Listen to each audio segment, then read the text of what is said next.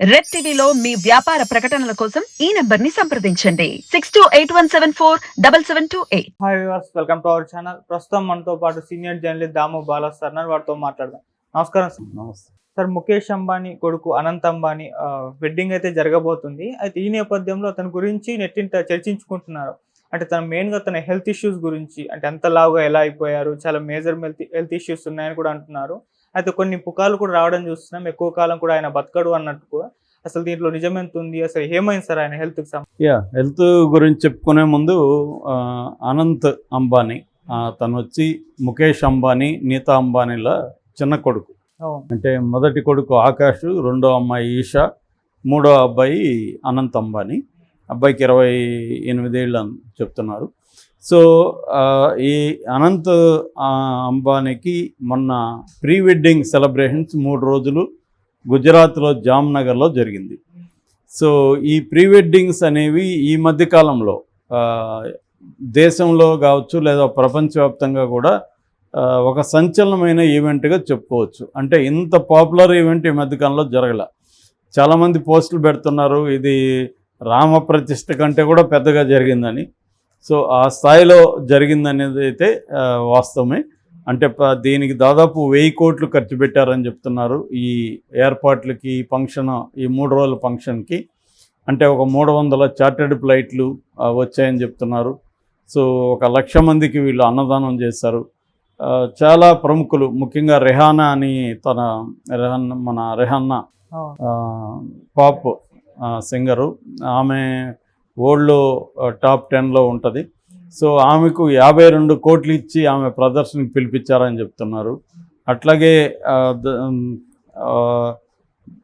ఇక్కడ కూడా ఇండియా నుంచి కూడా అనేక మంది సెలబ్రిటీలు వెళ్ళారు. షారుఖ్ ఖాన్ కావచ్చు, సల్మాన్ ఖాన్ కావచ్చు, అమీర్ ఖాన్ కావచ్చు, అభిషేక్ బచ్చన్, ఐశ్వర్య రాయ్, ఇలా ఇంకా చాలామంది, మన శ్రీదేవి కూతురు జాహ్నవి కపూర్, ఇలాగే చాలామంది అయితే అక్కడ అటెండ్ అయ్యారు.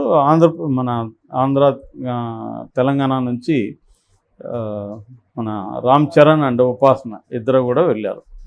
సో ఈ కాంటెక్స్ట్లో వాళ్ళకి అక్కడ 3 రోజులకి వసతులు కావచ్చు, తర్వాత ఫ్లైట్లు కావచ్చు, సపరేట్ ఎయిర్పోర్ట్ క్రియేట్ చేయడం కావచ్చు, ఉన్న జామ్నగర్ దీన్ని డెవలప్ చేసి ఇవన్నీ చేశారు.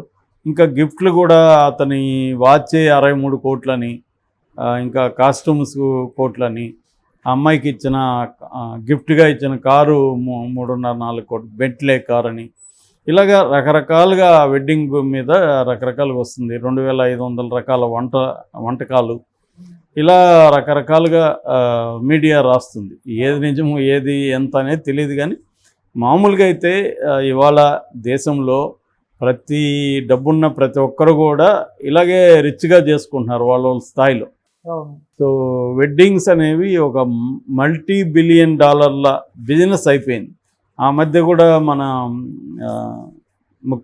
ప్రధానమంత్రి మోడీ ప్రకటన ఇచ్చాడు, డెస్టినేషన్ వెడ్డింగ్స్ చేసుకోకండి, ఇండియాలోనే చేసుకోండి అని. మేబీ వీళ్ళు ఇండియాలోనే, అది కూడా వాళ్ళ సొంతూరు జామ్నగర్లోనే పెళ్లి చేసుకోవడానికి అది కూడా ఒక ఇన్స్పిరేషన్ అని చెప్తున్నారు మోడీ చెప్పింది. ఎందుకంటే ఇదే మ్యారేజ్ బయట అయింటే ఇంకా 2000 కోట్లు అయి ఉండొచ్చు. సో ఆ 2000 కోట్లు బయటకు వెళ్ళిపోయి ఉంటుంది కదా, దాన్ని ఇండియాలోనూ ఖర్చు పెడితే మంచిది అన్నట్టుగా మోడీ పిలిపించాడు. ఎందుకంటే దాదాపు 10 లక్షల కోట్ల ఎకనామీ, వెడ్డింగ్ ఎకనామీ అనేది ఇండియాలో.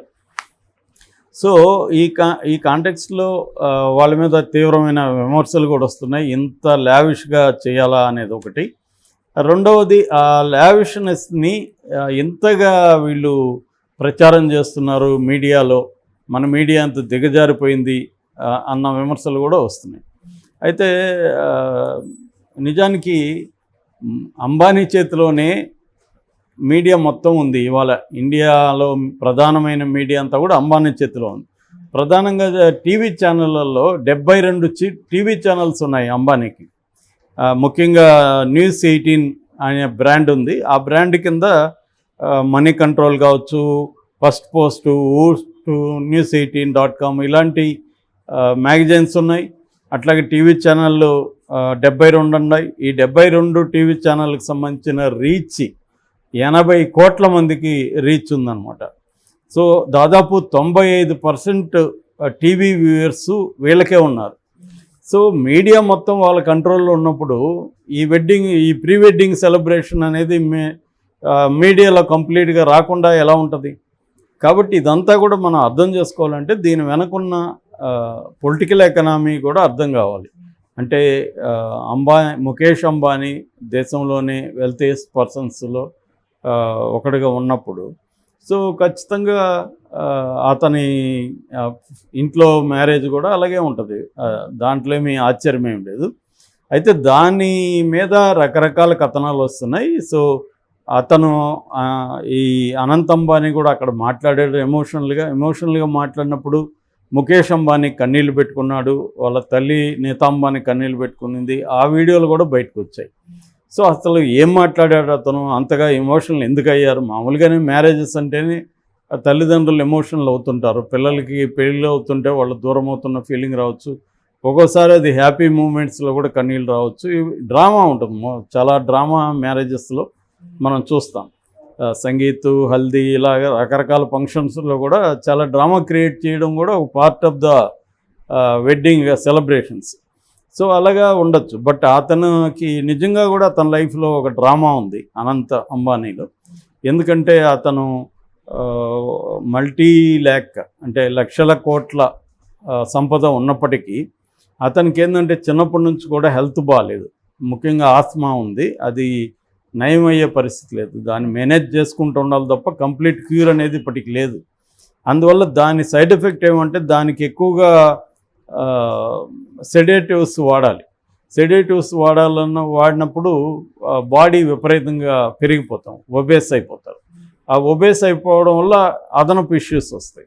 సో ఇలాగా అతని భాషలో చెప్పాలంటే నాది బెడ్ ఆఫ్ రోసెసే కాదు, నేను థోర్న్స్ని కూడా ఫేస్ చేశాను. అంటే గులాబీ పూలే కాదు, ముళ్ళు కూడా నా జీవితంలో ఎక్కువే ఉన్నాయి, నేను అవన్నీ ఫేస్ చేశాను. బట్ నాకు మా అమ్మ నాన్న అండగా నిలబడ్డారు. నాకు ఈ జబ్బు ఉన్నట్టుగా వాళ్ళు ఎప్పుడు భావించి నన్ను అలా ట్రీట్ చేయలేదు.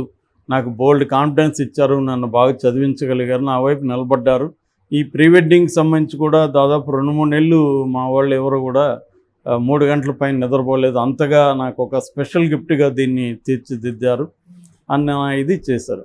అయితే ఇతని మీద ఏంటంటే ఈ లావ్ అయిపోయిన విజువల్స్ అంతా బయట వచ్చినప్పుడు చాలామంది ట్రోల్ చేశారు. వీడేంటి ఎలా ఉన్నాడు, ఆయన లక్షల కోట్లు ఉంటే ఎలా ఉంటాయి ముందులే, ఇలాగా ట్రోల్స్ చేశారు. అదంతా కూడా ఇతను హర్ట్ అయినట్టుగా తెలుస్తుంది. రెండోది అతని మీద పుకార్లు కూడా క్రియేట్ చేస్తున్నారు. అదేమి ప్రాణాంతకమైన జబ్బు అయితే కాదు, చనిపోయే పరిస్థితి ఏం లేదు. లేదంటే మరి పెళ్ళి ఇవన్నీ ఎందుకు చేస్తారు? సో ఈ రాధికా మర్చెంట్ అనే అమ్మాయి కూడా హైలీ ఎడ్యుకేటెడ్, తను న్యూయార్క్లో పొలిటికల్ సైన్స్ చదివింది. తర్వాత భరతనాట్యంలో కూడా మంచి ఎక్స్పర్టైజ్ ఉంది. 2 ఏళ్లకు ముందు ఆరంగేట్రం కూడా చేసింది తను. సో తను కూడా ఒక ఎన్కేర్ హెల్త్ కేర్ అని ఒక హెల్త్ కేర్ ఇండస్ట్రీ, దానికి ఆ అమ్మాయి కూడా డైరెక్టర్. వాళ్ళ నాన్న Viren merchant and Shaila merchant, వాళ్ళిద్దరు కూడా డైరెక్టర్స్. సో వాళ్ళకి అపోలో ట్యూబ్స్ అని ఇంకొక స్టీల్ కంపెనీ కూడా ఉంది. అలాగా వాళ్ళు కూడా ఇండస్ట్రియలిస్ట్. వీళ్ళ స్థాయి లేదు కానీ ఒక 1000-2000 కోట్ల టర్నోవర్ ఉన్న ఒక ఇండస్ట్రీస్ వాళ్ళకు ఉన్నాయి. సో వీళ్ళిద్దరు కూడా జామ్నగర్లోనే కలిశారు, అక్కడే పెరిగారు. అక్కడ లాక్డౌన్ టైంలో ఇద్దరి మధ్య అక్కడ ఇరుక్కుపోయారు వాళ్ళు. సో అప్పుడు వాళ్ళిద్దరి మధ్య లవ్ అనేది వర్కౌట్ అయినట్టు చెప్తున్నారు. అంతకుముందు కూడా 7 ఏళ్ళ నుంచి వాళ్ళు పరిచయం. సో ఇటీవల ప్రేమించుకున్నారు. దాని తర్వాత వాళ్ళిద్దరు పెళ్లి చేద్దామని వీళ్ళు డిసైడ్ అయ్యారు. అట్లాగే ఈ సందర్భంగా అతను యానిమల్ లవర్ అని వంతారా అనే ఒక ఫారెస్ట్ని క్రియేట్ చేశాడని, 600 ఎకరాల్లో ఒక ప్రాజెక్ట్ క్రియేట్ చేసి అందులో 600 ఏనుగులు, ఇక 100 రకాల ఇతర జంతువులు పెంచుతున్నాడని, దాని సిబ్బంది కూడా 3000 మంది పనిచేస్తున్నారని చెప్తున్నారు. సో అతనికి అంటే మామూలుగానే మనకి కార్పొరేట్ సోషల్ రెస్పాన్సిబిలిటీ అంటారు, CSR. అది స్ట్రిక్ట్గా ప్రతి కంపెనీ కూడా ఇంత పర్సంటేజ్ ఇన్కంలో CSRకి ఫండ్ ఇవ్వాలనేది ఇవాళ మ్యాండేటరీ, అది ప్రపంచవ్యాప్తంగా. సో ఆ క్రమంలో కూడా వీళ్ళు ఇవన్నీ చేస్తుంటారు. సో అట్లా ఇతను కూడా చేస్తున్నాడు. ఇతను స్వతహాగానే యానిమల్ లవర్ కాబట్టి ఇవన్నీ కూడా చేస్తుంటాడు. ఏదేమైనా వాళ్ళు త్వరలోనే జూలై 12న పెళ్లి చేసుకోబోతున్నారు. అతని ఆరోగ్యం అయితే ప్రాణాంతకం కాదు, అది మేనేజబులే. బట్ ఈ సైడ్ ఎఫెక్ట్స్ అయితే ఉంటాయన్నమాట, ఒబేస్ అవి రావడం. Okay sir, thank you so much.